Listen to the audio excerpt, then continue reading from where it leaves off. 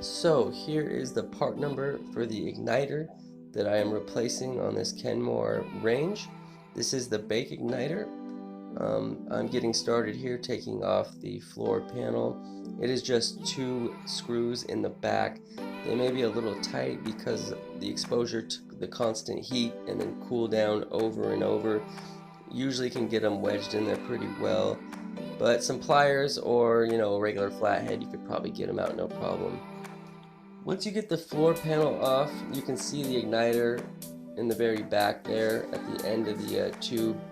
Here I am taking the nuts loose, or the fasteners. There's 2 of them that hold the igniter in place.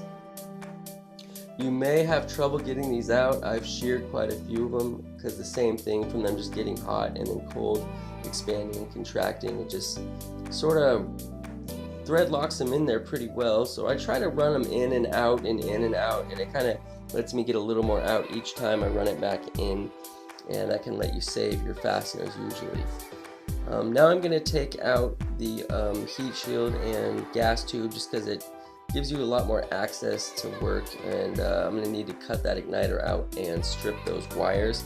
So it's a lot easier to pop this off, and it's relatively simple.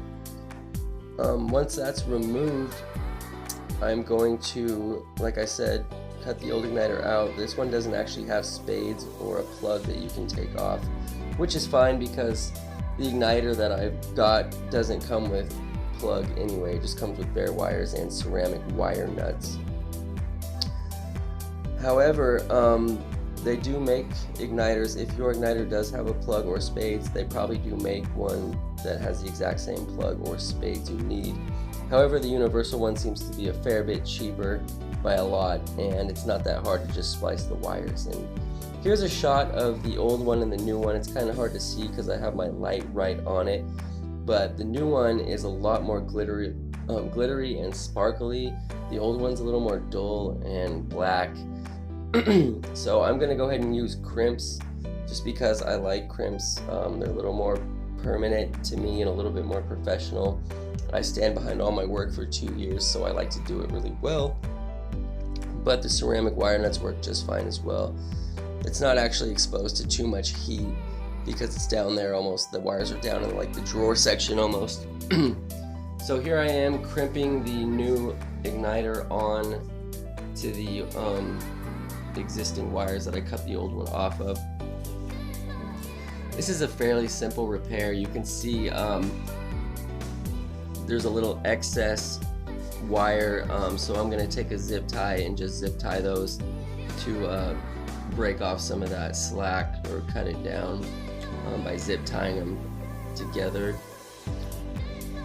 Next I'm going to put the igniter back in place. Just going to put the fasteners right back where they go, pretty straightforward, and then reinstall the gas tube and heat displacement shield.